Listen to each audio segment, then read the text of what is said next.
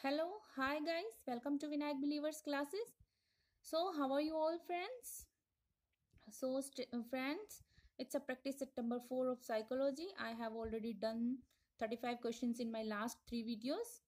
So, उनका मैं link description box में डाल दूंगी, आप वहां जाकर देख लीजिएगा. So, let's continue with psychology practice set number 4.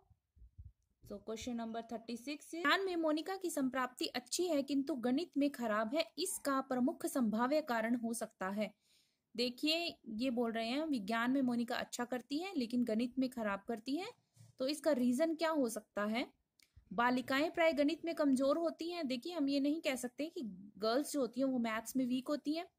Monika के माता पिता अशिक्षित हैं. देखिए, मोनिका के पेरेंट्स अगर एजुकेटेड नहीं है तो उस चीज में मोनिका अगर मैथ्स में खराब करती है तो उसका उससे कोई मतलब नहीं है.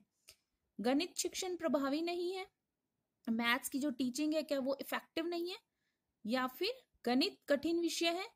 सो स्टूडेंट्स, आपके इसमें राइट आंसर आएगा option number C is right, because अगर मैथ्स की टीचिंग इफेक्टिव नहीं है सो यही रीजन है कि मोनिका जो है वो मैथ्स में अच्छा नहीं कर रही है, क्योंकि हम जानते हैं कि इफेक्टिव टीचिंग मेथड ही बच्चों में बच्चे उस चीज को जल्दी ग्रास्प करते हैं.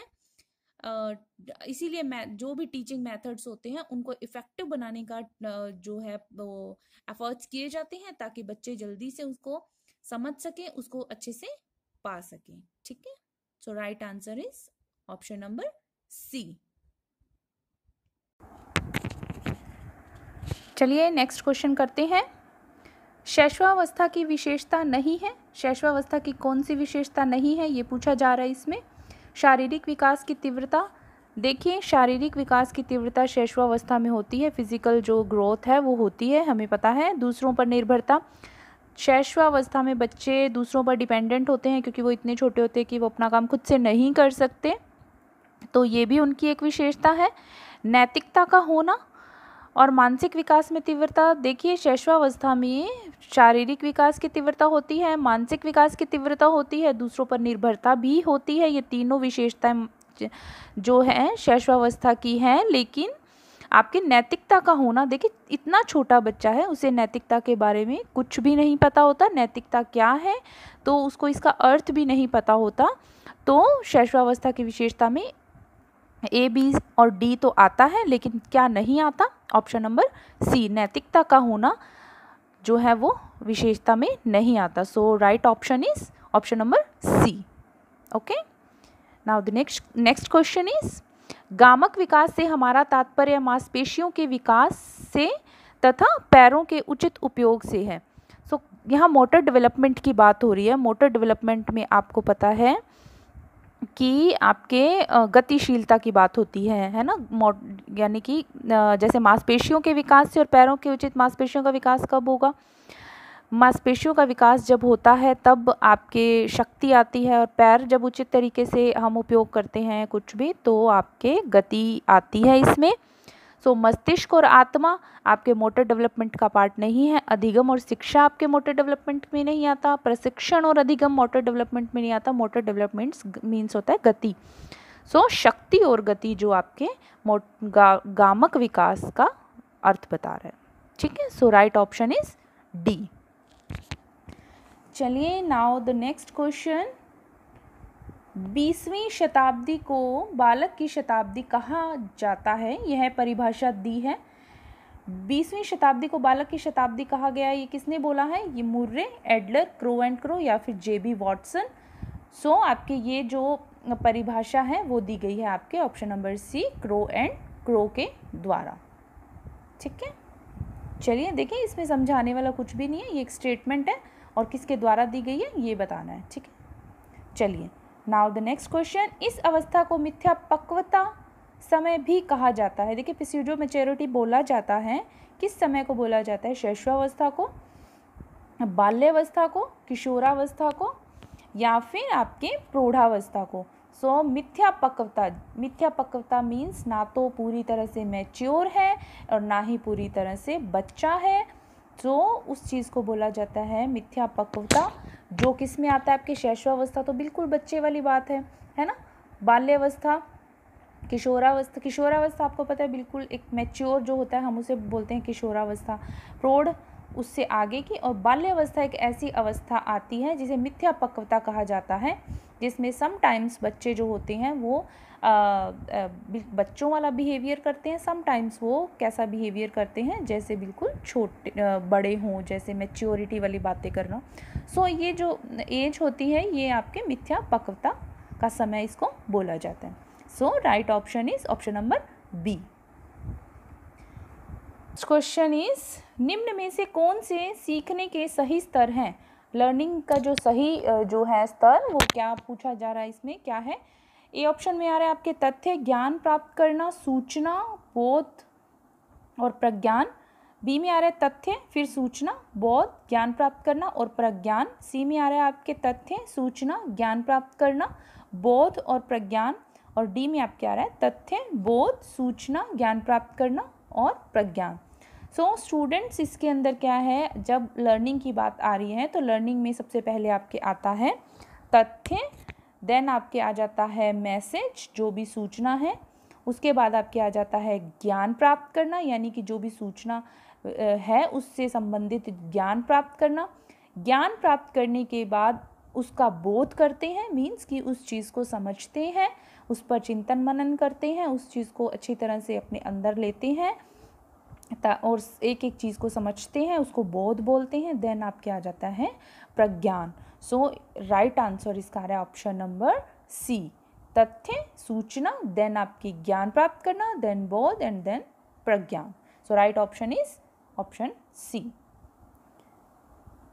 चलिए now the next question is परिपक्वता इत्यादि से व्यवहार में उत्पन्न परिवर्तन को भी अधिगम कहा जाता है। देखिए मैच्योरिटी की बात हो रही है कि जब मैच्योरिटी आती है तो उस वक्त जो बिहेवियर में चेंजेस आते हैं क्या उसको भी अधिगम कहा जा सकता है? सो ऑप्शन नंबर ए नहीं, बी हाँ, सी अनिश्चित और डी कभी कभी।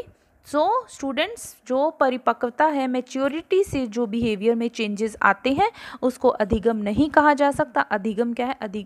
कोई भी चीज़ जो है अधिगम जो सीखते हैं वो हम अर्जित करते हैं। परिपक्वता जो है वो एक नेचुरल प्रोसेस है जो जिसके अलग अलग स्टेजेस होती हैं, जैसे बाल्यावस्था है, आप शैशवावस्था है, बाल्यावस्था, देन आपके किशोरावस्था है ना, प्रौढ़ावस्था।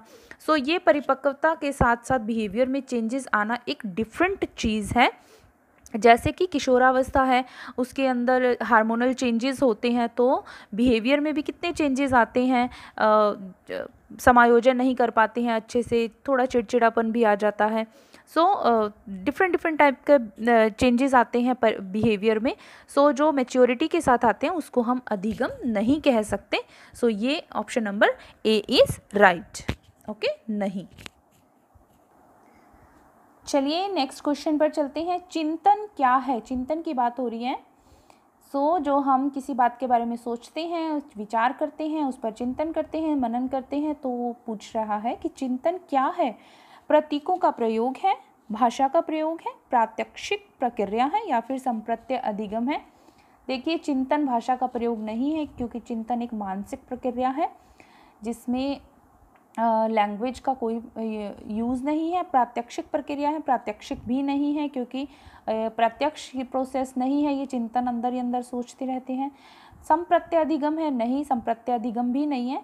सो चिंतन आपके क्या है? आपके प्रतीकों का प्रयोग आ रहा है, चिंतन प्रतीकों का प्रयोग। So right option is A. Next question है आपके अप्रत्यक्ष पथ समस्याओं का उपयोग किस श्रेणी के प्रयोज्यों के लिए किया जाता है? अप्रत्यक्ष पथ समस्याओं का उपयोग की बात हो रही है, किस श्रेणी के प्रयोज्यों के लिए किया जाता है? सो बच्चे, प्रौढ़, चिड़िया, पशु। तो देखिए इसमें आपके आ जाता है बच्चे, चिड़िया, पशु, प्रौढ़। चिड़िया और पशु तो नहीं है। सो अप्रत्यक्ष पथ की समस्याएं जो होती है, ऐसा मार्ग जो सामने नहीं है लेकिन उससे संबंधित जो समस्याएं हैं वो किस में आएंगी? वो आपकी आएंगी प्रौढ़ में। ठीक है, सो प्रौढ़ जो है वो अप्रत्यक्ष पथ समस्याओं का उपयोग प्रौढ़ श्रेणी में आता है। So option number B is right. ठीक है, now the next question is समस्या के अचानक समाधान की वकालत करने वाले सिद्धांत का नाम क्या है। देखिए, बच्चों के सामने कोई समस्या रख दी जाए, सडनली उनको उसके सॉल्यूशन के लिए बोला जाए तो वो करते हैं, तो वो किस में आता है? संक्रियात्मक अधिगम, सूच का सिद्धांत, प्रत्यक्ष एवं भूल का सिद्धांत या फिर अनुबंधन का सिद्धांत। स्टूडेंट्स, आप सबने पढ़ा होगा कि समस्या को सामने रख दिया जाए और फिर उसका समाधान किया जाए तो वो आपके सूच का सिद्धांत में आता है, अंतर्दृष्टि का सिद्धांत में आता है, जिसको कि कोहलर द्वारा दिया गया था। ये वकालत करता है समस्या के अचानक समाधान पर, जिसे समग्रतावाद भी बोला जाता है, क्योंकि पूरी की पूरी समस्या जो है बच्चों के सामने रख दी जाती है और बच्चे उसका सोल्यूशन खुद अपने माइंड से करते हैं। तो right option is option number B. ठीक है। सो स्टूडेंट्स, आज की हमारी वीडियो का ये लास्ट क्वेश्चन था। हमारे 45 क्वेश्चंस कंप्लीट हो चुके हैं आज की वीडियो को मिलाकर। सो इसी तरह से मेरे साथ बनी रहिए, और मेरी वीडियो अगर आपको अच्छी लगी हो तो मुझे मेरी वीडियो को लाइक, शेयर, सब्सक्राइब करना नहीं भूलिएगा। So thank you so much, God bless you all the best, thank you so much.